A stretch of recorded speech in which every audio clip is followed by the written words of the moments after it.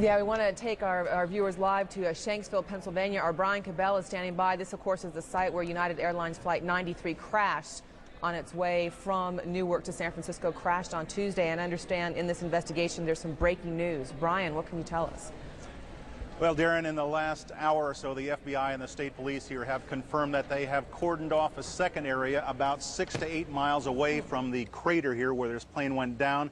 This is apparently another debris site, which raises a number of questions. Why would debris from the plane, and they identified it specifically as being from this plane, why would debris be located 6 miles away? Could it have blown that far away? Seems highly unlikely. Almost all the debris found at this site is within 100 yards, 200 yards away. So it raises some questions. We don't want to over-speculate, of course, but there were some cell phone callers, one cell phone caller in particular, who said he saw a bomb or something that looked like a bomb with one of the hijackers. Also, the man who took over the plane apparently announced that at one point there was a bomb on board the plane. So again, we don't want to speculate, we don't want to jump to conclusions, but what we do know is that there is a site about a half mile behind me where the plane went down, where most of the debris is, and then about 6 miles away up by a lake, there is another area that's been cordoned off, and state police and the FBI have said definitely there is debris from the plane located there. We have a crew on the way right now. We should have pictures of that a little bit later on. In the meantime, the search here goes on. 80 searchers going foot by foot, combing the area, looking for evidence. They have not yet found the black box. Darren?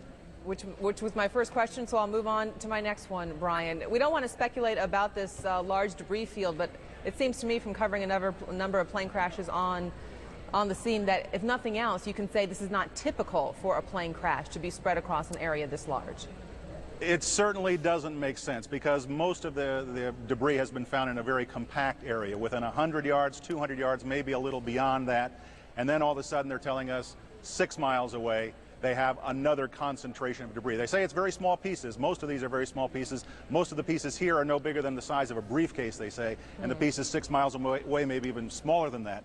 They have talked to a number of individuals here. They say they have talked to people who saw this plane during the final moments. They haven't confirmed whether they talked to anybody who saw this plane actually land, or crash rather. And as to whether it broke up on the way, we don't know that. FBI is being very tight-lipped about that. But again, it leads to that possibility. It certainly leads to a number of questions. You mentioned they have yet to find the black box. It would seem to me, when you compare the 4 plane crashes of Tuesday, this would be the site where they would be most likely to find a black box. That's what they told us initially, and I think they're somewhat disappointed they haven't found it. It's been 48 hours, but they are still hopeful they will find it. There is a pond nearby this particular site. They may have to send divers into the pond. They haven't done that yet, but conceivably it could be in the pond. It could be anywhere.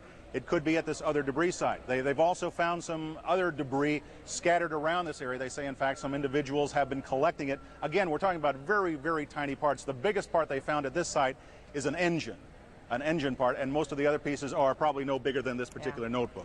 So again, very small pieces.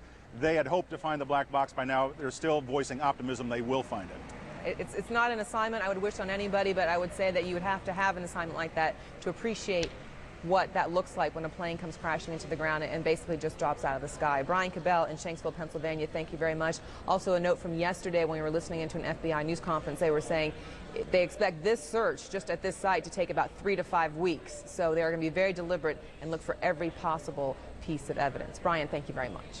Sure. Leon. Well, in the meantime, the country and the